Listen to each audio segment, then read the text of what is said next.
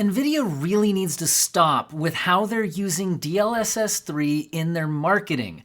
Anyway, Nvidia did officially announce the RTX 4070 Ti for $799, launching on January 5th, exactly as all of the rumors had predicted. Now, they're also marketing it as faster than an RTX 30 Ti at almost half the power, but then when you try to get into any actual performance numbers that they give you, you get graphs like this, you get graphs like this, and if you read a graph like, well, this one, it seems like they're claiming that an RTX 4070 Ti compared to an RTX 3080 12GB could be over 3 times faster in Cyberpunk 2077's new RT Overdrive mode. And in Warhammer 40k Darktide, it's almost 2 times faster. And in Microsoft Flight Simulator, it's more than 2 times faster, and that sounds absolutely incredible. It might be enough to make you forget about the $800 price tag on a 70 Ti class product, but then you read the fine print. And it says that this is using DLSS super resolution quality, and it's using frame generation on the RTX 40 series card, meaning graphs like this have frame generation enabled. Now, cool. I actually think frame generation is an excellent feature for single-player games, and there's a lot of single-player games where I think people would like to turn on frame generation. It's a good technology, but I hate the fact that they're using it to measure performance, and they're specifically using marketing terms like performance multiplier, relative performance, because it is not, in my opinion, increasing the performance. So what do I mean by performance, and what do they mean by performance? What they seem to mean by performance is how many frames per second the game is generating. But what I think of as performance is how interactive, how fast you can interact with the game engine. And DLSS 3 actually decreases your performance if performance is measured by how quickly the game engine responds to your inputs, or how soon you see things on your screen after they're calculated by the game engine.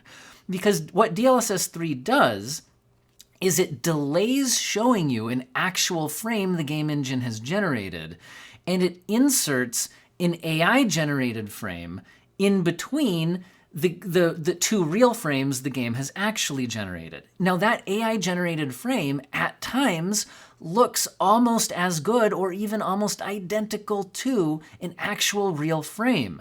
And in CPU-limited situations, this can even double your frame rate because the game, these new AI-generated frames are not interacting with the game engine. The CPU is not really involved. This is happening in the GPU.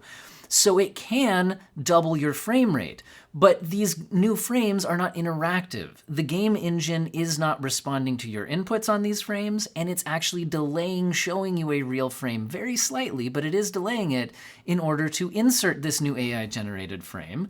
So I think performance is the wrong word for what this is doing. It is increasing frame rate. It is not increasing performance. So what's the purpose of increasing frame rate if it doesn't increase performance? Increased frame rate helps the motion fluidity of the image, the animations. When you pan the screen quickly, it all looks buttery smooth on a high refresh rate monitor. This can be very good when it's looking good, but it's not the same thing as increasing the performance. And usually in the past, we've measured performance increases with a frame rate counter because when the game engine is actually generating more frames per second, then your game engine is having less latency in between you interacting with the engine and it responding to your input. And also you would, in a competitive game, see an enemy pop out on the screen slightly sooner, that sort of a thing. But DLSS 3 does not increase how soon you see something happen on the screen. It decreases it slightly, and it does not increase your ability to interact with the game engine. It slightly decreases it. So calling this performance is wrong. And if Nvidia just had a few marketing slides where it just was like, here's the actual performance. Oh, and in games with DLSS 3, you can boost the frame rate. Here's a few of those graphs. That's fantastic. Show me that. But if every single performance claim they make is based on DLSS 3, it is incredibly misleading and it needs to stop. And this is coming from me, who is on record in my video talking about, is DLSS 3 a gimmick or a game changer?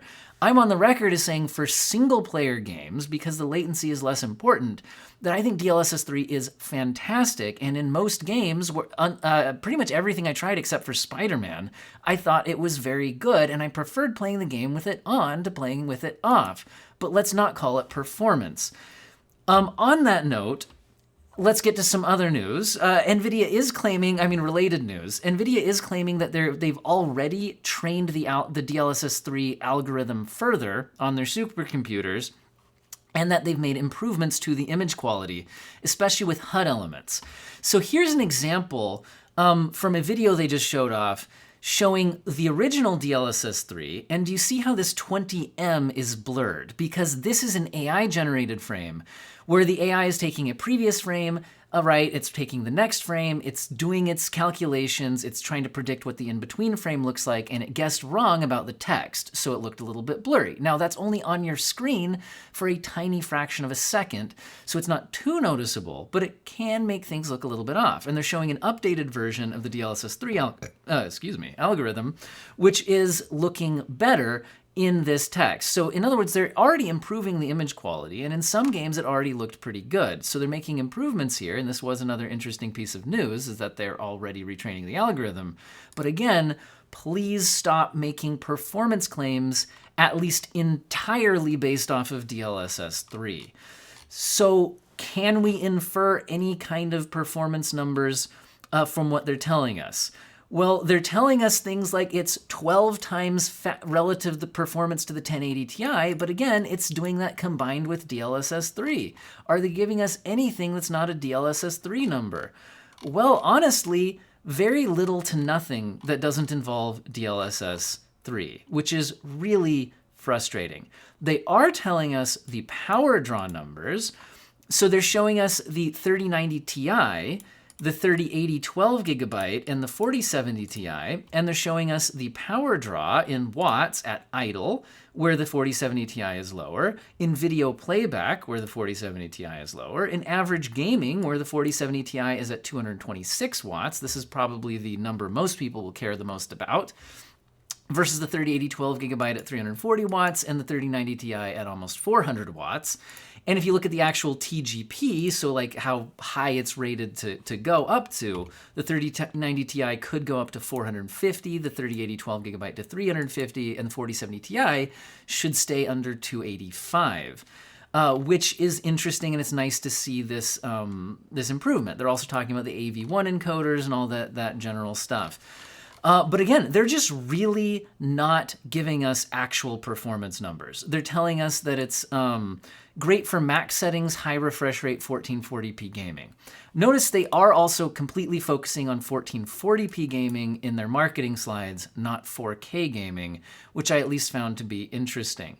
Now, do we have any idea how fast this will actually be? Well, if you watched my video a couple of days ago, at videocards.com, we did get leaked 3D Mark benchmarks, which are likely accurate. It's very clear that reviewers would have their hands on these by now, considering the graphics card will come out on January 5th. That means that reviews usually come out either on the day of launch or the day before launch, so either tomorrow or on January 5th. So these are definitely being reviewed. This is likely accurate information, although this is synthetic benchmarks, not actual in-game benchmarks. And it has Speedway and Port Royal for ray tracing performance, and then we've got TimeSpy and TimeSpy Extreme for 1440p and 4K. This would be DX12 benchmark, and then you've got a 1440p and a 4K Firestrike benchmark, which is DX11. And in this, which again is not actual gaming performance, and this is leaked early, so take it for what it is. In this one, it's showing the 3090 Ti as usually a little bit faster than the 4070 Ti, although the 4070 Ti getting wins at 1440p and kind of matching it at 4K, and then losing slightly in ray tracing to the 3090 Ti. But compared to the 3090, it's actually similar performance, but slightly ahead. And compared to the 3080, which I'm assuming would be the 10 gigabyte model, it's got a reasonable lead, but nothing mind-blowing, and a pretty big lead over the 3070 Ti, although the 3070 Ti launched at a completely different pricing tier. This is, again, the 4070 Ti is launching with that $800 price tag. Now, what do I think about that? Well, we've also been getting press releases from the board partners. So like Colorful, for example, has not only showed off their cards with all of their dimensions and specs, but by the way, all the sources I'm using today will be in the video description if you want to dig more into any of this. But while they do show one model at $799, they show another model at $850, another one at $900, another one at $950, and another one at $970. So it's very clear there are going to be models that are at least $100 over the MSRP. And what I'm afraid might happen is we'll get $800 cards on launch day in some limited supply, and then board partners will focus on the more expensive models to increase their margins. That's frequently what we've seen over the last few years, so we'll have to go and see if that continues. Now, not every board partner has shown off their cards, or especially not their pricing yet. I'm just kind of scrolling up through here if you're interested to see these models from Colorful. The Neptune OC is at least a water-cooled version, so maybe they can try to justify the pricing that way. Now, Asus has shown off their ROG Strix and their TUF GPU designs, although they have not given the pricing on any of their models. And some other board manufacturers have also given theirs out as well. Galax has shown that they're actually launching a pink version along with a white and black model, so that's pretty interesting. And then, yeah, I think that was most of the models that I saw talked about at launch. Okay, now the 4070 Ti is not the only thing that Nvidia has been talking about. So DLSS 3 was a big deal, and they talked about that a bit more, talking about the game support. Because the thing is, for one thing, if you are going to be relying on DLSS 3 for your performance, then you better hope it's available in every single game that you want to play. And it actually does seem to be expanding very quickly. They say there's already 50 games that have either already released or have announced upcoming support for DLSS 3. And then just in general, going up over 250 DLSS, not necessarily DLSS 3, but just DLSS in general, games available. They did show off several games that they really focused on a lot during the announcement at CES. They focused on Atomic Heart. Let's see. They talked a lot about Witchfire, a few of those, but I'm not going to focus on the games themselves. Just notice that they were talking about this being added to a lot of games. Now, they also talked about laptops. So laptops were the other big deal. So they talked about RTX 4000 series laptops. They did give some at least starting prices. So let me try to find the exact spot here, guys. I thought I had this a little bit better organized. Here we go. So they announced an RTX 4090 and 4080 at the high end for laptops, and they said that the pricing here will start at $2,000 and go up from there, and that these will have availability beginning February 8th. So if you're interested in that, it's February 8th. Now, one thing I should mention is, again, while they're actual performance claims, it's hard to get anything meaningful out of it because they have DLSS 3 involved, like I said earlier, which isn't really showing you the actual performance improvements. Also, I'm worried that they also talk a lot about energy efficiency, but how are they measuring that? Are they measuring it at the same frame rate using DLSS 3, which is more energy efficient way to get frames than actually generating them? It's hard to say. So once again, this is one of my frustrations here. Like, I get they want to use DLSS 3 as a marketing point, but I get frustrated when I want actual information about the performance and they can't just give me both. Please give me actual performance and DLSS 3 performance and separate those two. Again, I like DLSS 3. I don't like how they're using it in this information. You should also keep in mind that a 4090 laptop GPU will not have the same number of CUDA cores and specs and speed as the desktop 4090. So they're still calling it a 4090, but that doesn't mean it's actually the same GPU. Now, that's just normal for laptops, but I'm just reminding people who are less familiar with the laptop space.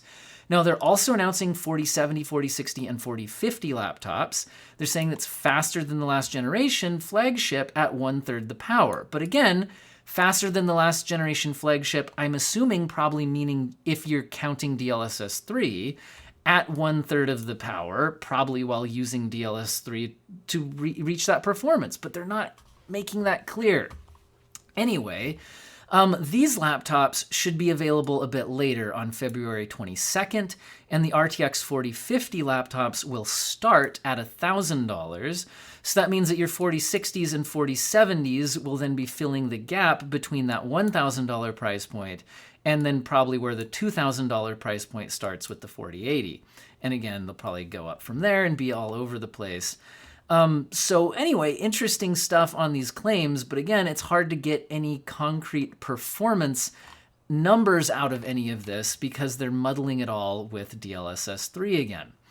Now, there were some other interesting announcements kind of going along with their big focus on AI. So one of them is a new thing called RTX Video Super Resolution. So the idea here, and there's a video that I'll link here, is to actually upscale streaming video, like on YouTube, things like that. I think they said it's compatible with the Chrome web browser and the Edge web browser. And you have to have an RTX 40 or 30 GPU. They did not say it would support RTX 20 series GPUs. Now, what it does is it actually AI enhances the, if you're streaming a 1080p video on a 4K screen, but the video is only encoded at 1080p, it's going to use AI to enhance that video stream by reducing like the motion artifacts, things like that. So they're showing the original. So they're showing how they kind of detect the edges and the contrast and things like that. Also, you get the blockiness from compressed video, things like that. And they claim that their AI algorithm should be able to make dramatic improvements to what that looks like when you're streaming video. If it actually works and makes the video look better, I mean, this demonstration looks pretty good. But again, it's the demonstration. We'll have to wait and see when we actually get it available to try out, but seems kind of neat. They also announced an upgraded feature for Nvidia Broadcast. So the Nvidia Broadcast feature is just an eye contact thing. So, a lot of times you're on your laptop or your desktop and, I'm looking at my camera lens, but when I'm looking down at my monitor right now, I'm not making eye contact with you. So if you were on a video call, it would kind of seem awkward or rude. I'm sure we've all experienced this. So the NVIDIA Broadcast is now going to basically artificially make it look like I'm making eye contact with you when I'm still looking down at my screen. So if it works well, that could actually improve the feeling of the interaction on a video call. Kind of neat. So that was another thing they announced at CES today. Another thing they talked about was the RTX Remix modding tools. They did not give us an official release date for when modders actually will get this in their hands, although they did say it was like coming soon. But they did announce that Portal Prelude, which is, according to them, Portal's most famous mod. I'm not into the Portal modding scene myself, so I can't confirm whether it's the most famous one. But they're saying that Portal Prelude mod has been updated with the RTX Remix update again. So in addition to the Portal RTX, the Portal Prelude mod has also been updated with that, which is kind of neat. So then the other thing that they talked a lot about was the improvement to GeForce Now.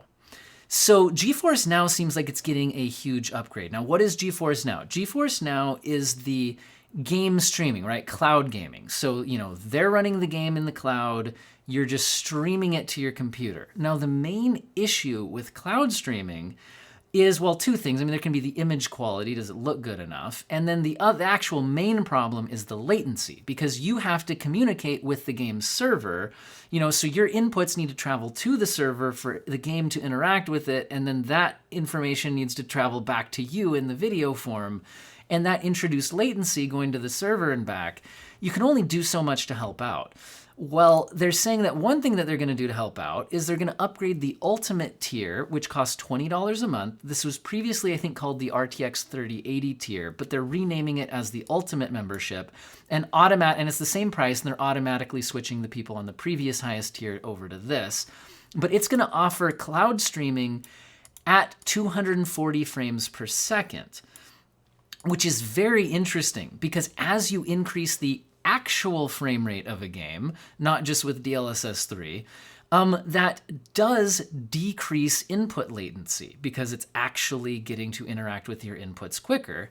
So if you increase the frame rate high enough, it can help offset some of the input latency that's inherent to cloud streaming. So this is a really big deal. I think this might be one of the best ways to get cloud streaming to feel better to actually use, is just to push super high refresh rates.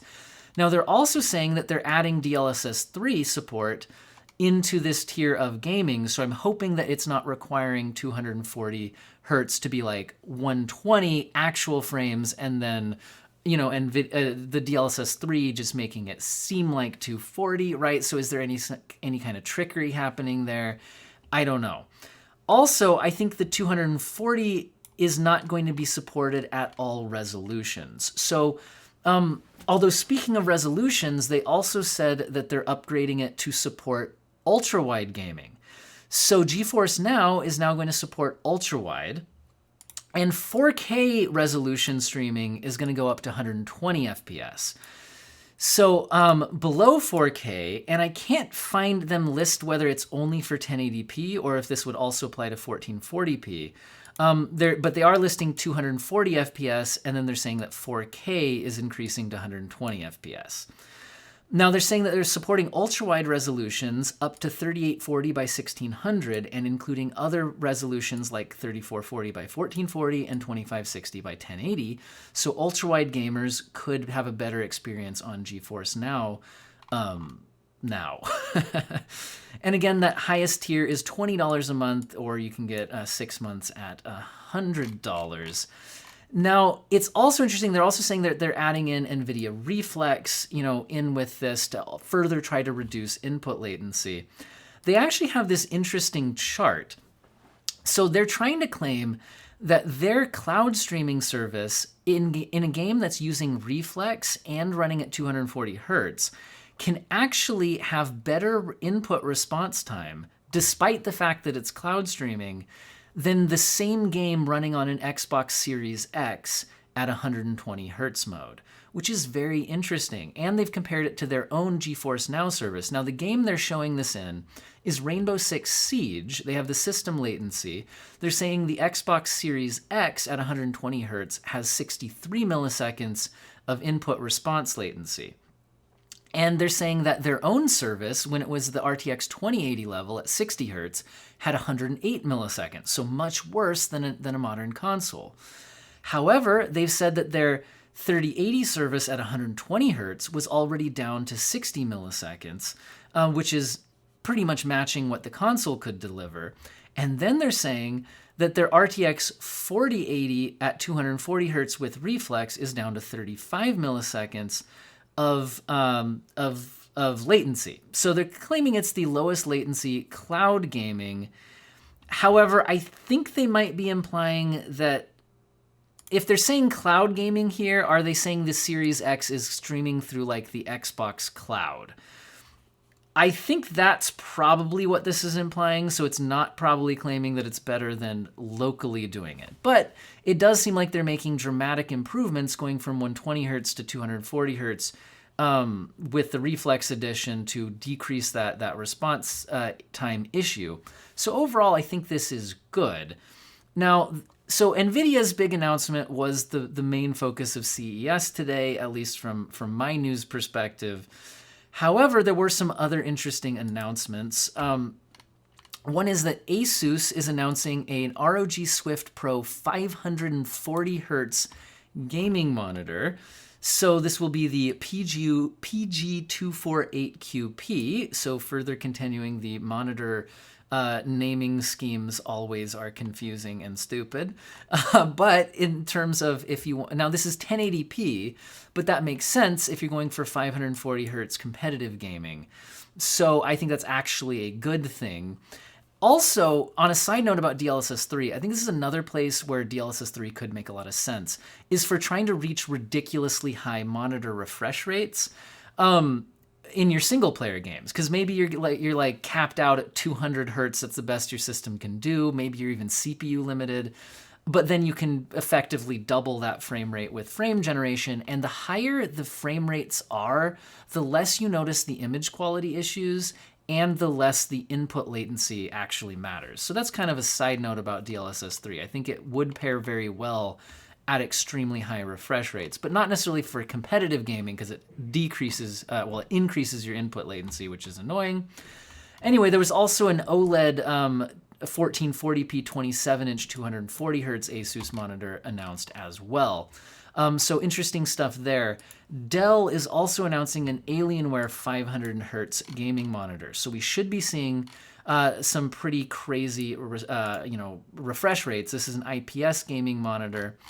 And I believe it's also 1080p if I dig through this. Yes, it looks like it is.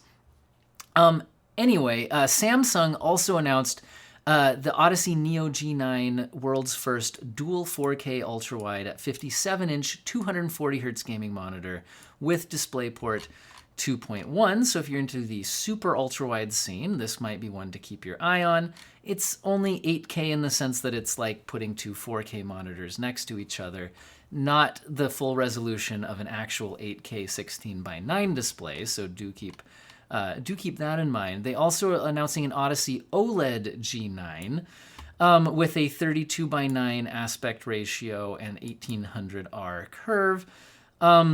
And again, you guys who watch my channel a lot know I am very interested in OLED monitors. This one looks like 240 hertz refresh rate, so pretty cool stuff.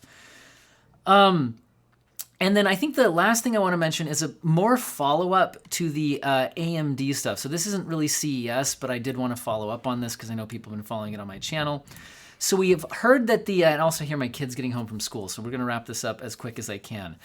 So we've been hearing about the RX 7900 XTX overheating issues, where it hits 110 degree hotspot while the edge temps are a lot lower than that. Seems like there's some issues with the cooling. There's been a lot of speculation about what the problem is. Der Bauer actually tested this very thoroughly, and I would recommend for more information on this, you watch his video and watch all of the testing that he did. By trying different things at horizontal and vertical mounts, including flipping them after being vertical to horizontal and seeing what caused the temperature issues, it seems like he was able to narrow it down to what seems like a vapor chamber issue. Now, it's unclear what the issue is with the vapor chamber. He did actually cut the vapor chamber open in a follow-up video and didn't see any obvious design faults, but also wasn't really equipped to do so. So one thing that could be the problem with the vapor chamber is it could not have enough, it could not have been filled enough, right? You could be have the wrong amount inside of it, which then causes it to not work properly. Now, if that's the case, it would be unclear how many of the GPUs were affected by that. So I'm really hoping that AMD is actually able to follow up on this because, to be clear, this is not every 7900 XTX that would be affected. This would be the ones, if he is correct. I want to be clear that while he did very thorough testing, this is not something that has been officially acknowledged by AMD. So I always caution people. Remember, a lot of people with like the 12-volt power connector issues on the Nvidia cards, I think, jumped too quickly to conclusions on what the problem was. So it very well could be the vapor chamber, and his testing did seem very thorough, but let's not say it 100% is that issue. Also, we don't know what the issue is with the vapor chamber if that is the issue. But again, to be clear, does that mean you should never buy a 7900 XTX? Well, the only ones that seem to be having this issue are made by AMD designs. Now, those can come from various AIB manufacturers like XFX, Sapphire, and Power Color, but that doesn't mean their custom coolers have the same issue because they don't use the same vapor chamber. Okay, so be careful just labeling every 7900 XTX with this problem. It seems to just be the reference cards. And not everyone with these reference cards, myself included, has reported this problem. So it's possible that there's just a small batch that maybe was not properly filled in the vapor chambers or something like that. And what we really need is more information about this directly from AMD. And that's something that I hope we get in the future. Anyway, my kids are home, like I said, so I need to go. Hope this was useful information for you guys, and hope all of you have an excellent day.